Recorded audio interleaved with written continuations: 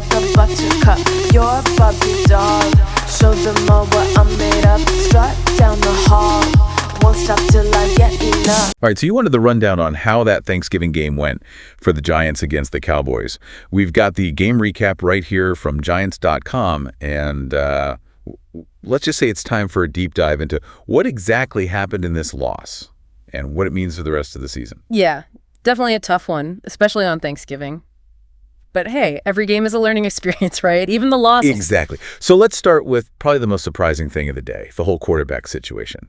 Tommy DeVito was out with a sore forearm, so it was Drew Lock time, remember him. Back from Seattle. Last time we saw him start was December 2023. It really shows you just how unpredictable the NFL can be. 1 minute you're the backup, the next you're under center on national television. And against the Cowboys, no less. And he had that crazy run, 28 yards down to the Cowboys' goal line, set up a touchdown. He actually ended up being the Giants' leading rusher, 57 yards on only 4 attempts. That scramble is something else. But it does make you wonder. With the running game not really doing so hot, could they use Lock's mobility more? Design some runs for him. Interesting thought. Instead of him just accidentally being the leading rusher, make that part of the plan. Okay, but rushing aside, we got to talk about those turnovers. Lock threw 2 interceptions, including a pick 6 by DeMarvion Overshown. Overshown was everywhere for the Cowboys. He also recovered a fumble from Lock that led to another Dallas touchdown. You give a team like the Cowboys extra possessions, especially in their own territory, it's hard to come back from that. Turnovers can really change the whole momentum of a game, and that definitely happened on Thanksgiving. And the Giants' defense, usually their strong point, they just didn't have a great day. Yeah, for the second game in a row, they couldn't get a sack. Not really typical for them. And then on top of that, they lost some key players to injuries during the game.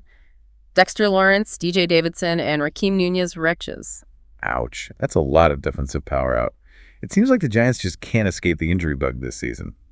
Any good news at all? Well, at least the special teams had some good moments. Art Green pinned the Cowboys back at their own 1-yard line with a perfect punt. And Graham Gano was reliable as always, nailing both of his field goals. Solid special teams are always good.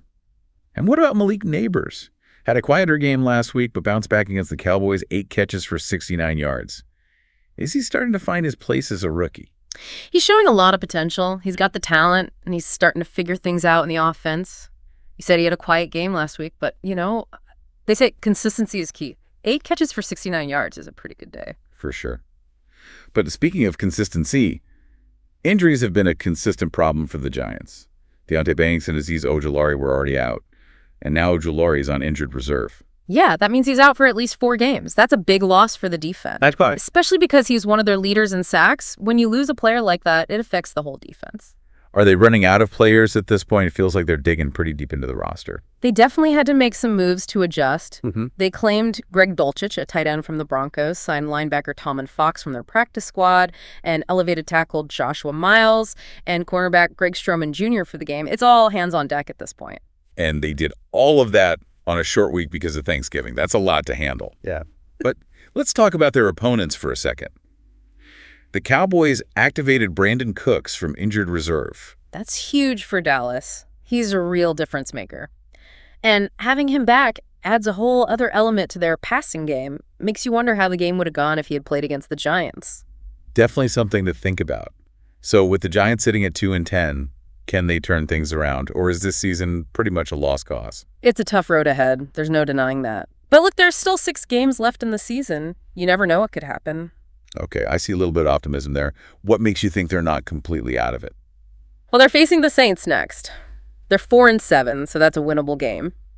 And they're back at MetLife for the next 2 games. Might give them a little bit of that home field advantage they need. Remember they beat the Cardinals at home earlier this season? Right, home sweet home. Maybe the crowd will give them the boost they need. Sure. But after the Saints, they've got the Ravens. And they're 8-4. That's a whole different story. It is. The Ravens' offense is no joke. And their defense is nothing to sneeze at either. But, you know, sometimes playing against a top team like that can bring out the best in a team. Yeah, like they had nothing to lose, so they can just go all out and play freely. Right. But for that to happen, they need to get healthy and fast.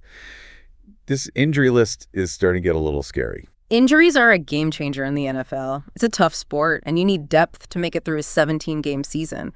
But even with the injuries, there were some positive signs against the Cowboys. Remember that first drive? Oh, yeah, they marched right down the field and got that touchdown. Yeah. It felt like they were unstoppable. Exactly. They showed what they're capable of, even with the quarterback change. And we can't forget about the young talent on this team. Neighbors is developing well, and other rookies like running back Tyron Tracy Jr. are making contributions too. Yeah, Tracy had a couple of nice runs against Dallas. Good to see those younger guys stepping up and getting that experience. But let's go back to the quarterback situation for a sec. Yeah. What happens when DeVito is healthy again? Do you think they stick with Locke or go back to DeVito? That's the big question. It all depends on how quickly DeVito recovers and how Locke plays in the meantime. If Locke can cut down on the turnovers and be more consistent, he might just earn that starting job, even when DeVito is back to 100%. That would be a pretty big shakeup. Yeah. But honestly, at this point in the season, maybe a shakeup is what they need. But with all these injuries, especially on defense, it's hard to picture them turning things around completely. Defense wins championships. They need their defensive stars back on the field, playing like their best selves. But even if they don't make it to the playoffs, this season isn't a total wash. What do you mean? How can you say that with a 2-10 record? They're figuring out what they have with these young guys, like Neighbors and Tracy. They're seeing what needs to be improved, both with the players and the coaching, and they're building for the future. So you're saying it's about the big picture, using this season to set things up for next year. Exactly. Sometimes you got to go through some growing pains to get to where you want to be. I like that way of looking at it. This season might not be going as planned, but it's all part of the process. Okay, so we've talked about the quarterback situation, the injuries, the upcoming schedule, and the bigger picture. Anything else that really stood out to you from that Cowboys game? There was one thing that really caught my eye. Remember that 28-yard run by Drew Lock? Yeah, it's hard to forget that. That was one of those exciting plays of the game. But think about this. He was the leading rusher for the Giants. Does that say more about how athletic Lock is or how much their running game is struggling? That's a really good question. If your quarterback is the one leading the team in rushing, that definitely says something about the running back situation. Exactly. And it makes you think, do they need to change their offensive strategy? Maybe have more designed runs for Locke? Or think about getting some new running backs? Or maybe a little bit of both. Yeah. It's definitely something to keep an eye on as we head into these next few games. Absolutely. Every game, every play is a chance to learn and adjust. Okay, so we've covered a lot here. Yeah. But before we move on, there's one more thing I wanted to touch on. It's something we haven't really talked about directly, but I think it's important to acknowledge. I'm all ears. What's on your mind? Well, we've been talking about the Giants' struggles, the injuries, the tough losses, but they've shown a lot of fight through it all. They really have. They haven't just given up, even when it would be easy to. Exactly. They're playing hard, fighting for every snap. They're not giving up even with a 2-10 record. That says something about this team. It does. It shows their character. And that's something you can work with. You can't teach talent, but you can teach effort and resilience. And those are the qualities that will help them in the long run. So even in a season with this many losses and tough breaks, there are still things to learn from it. For sure. You learn more from your failures than your wins. It's about how you handle those tough times. That's what really defines you. And the Giants, even with their record, are showing a lot of heart. That's a great point. They're not letting the losses get to them. They're using those losses to fuel them, to get better, to improve, to come back stronger. That's something all Giants fans can be proud of. It is. It's easy to be a fan when your team's winning. But it's those tough times that really show your loyalty. And the Giants, even in the middle of this losing streak, are showing that they're worth sticking with. Well said. So to wrap things up, you've given us a lot to think about. The quarterback situation, all the injuries, the challenges and opportunities of their upcoming schedule, and the importance of looking at the big picture. But most importantly, you've reminded us that even in a loss, there's always something to learn, something to appreciate, and something to have faith in. That's what makes this game so great. It's more than just the wins and losses. It's about the stories, the struggles, the victories, and that spirit of competition that never gives up. We appreciate you joining us for this deep dive into the Giants' Thanksgiving loss. And hey, keep your eyes on the Giants. There's still a lot of football left to play. Who knows what this season still has in store for us? That's the best part, isn't it? Anything can happen on any given Sunday. We'll see you next time for another deep dive. Until then, keep learning, keep asking questions, and keep that love for the game alive. Sound the alarm. I'm coming up.